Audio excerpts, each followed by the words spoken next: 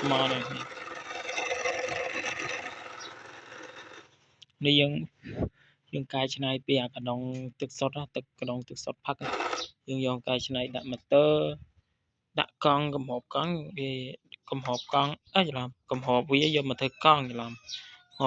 ហបវាហបដល់វាយកមកធ្វើកង់យើងច្នៃបិទកៅអញ្ចឹងនេះបិទកៅហើយអានេះអាម៉ូទ័រហ្នឹងដឹងមិនខ្មិច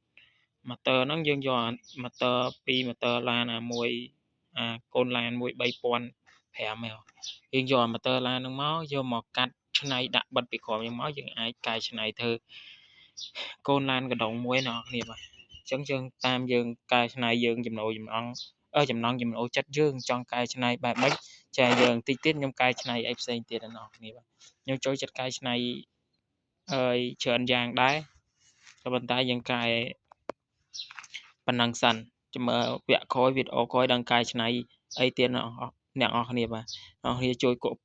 យគាំទ្រនិងជួយចុច Subscribe Channel YouTube ខ្ញុំអ្នកមួយដើម្បីឲ្យខ្ញុំមានកម្លាំងចិត្តធ្វើវីដេអូបន្តទៀតចឹងអ្នកគ្នាមើលវីដេអូក្រោយចាំខ្ញុំកែច្នៃទៀតប៉ុណ្ណឹងតាមិនដឹងថាកែច្នៃអីតាម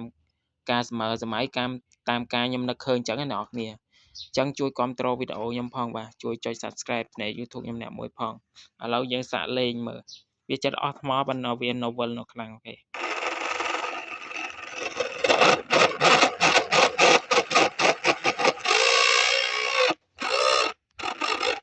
អស់កលេវាចង់ទួងអស់កលេវាអស់ប៉ងវា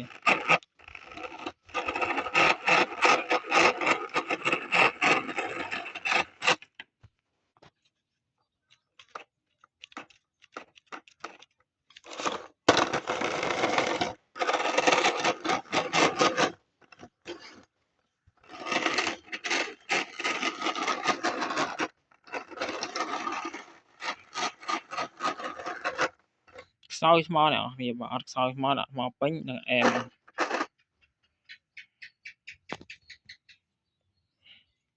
ទៅមុខថយក្រោយអូខេស៊ីសងលើយើងកែច្នៃអ្នកគ្នាបាទយើងចង់កែច្នៃបែបម៉េចត្រូវយើងប៉ុន្តែកំណត់ខ្ញុំវគ្គក្រោយមិនដឹងថាកែច្នៃបែបម៉េចទេអ្នកគ្នាតែសំខាន់ខ្ញុំចង់កែច្នៃបែបហ្នឹងសិនសំខាន់ឲ្យយើងកែច្នៃធ្វើបានរហូតអូខេចាត់ទុកថាយើងគ្រាន់បើប៉ុណ្ណឹង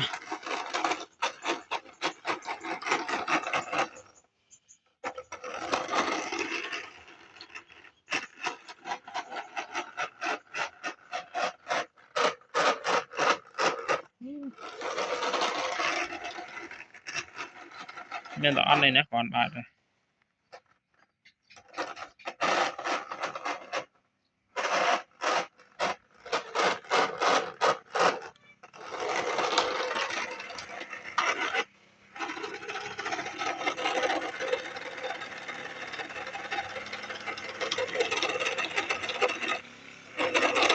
ទួងហើយអ្នកគ្នាអើយ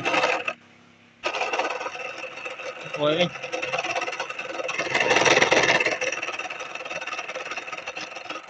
ឆ្នៃបានមួយគេដែរមានតែអត់អីណាយើងចេះកែច្នៃដែរ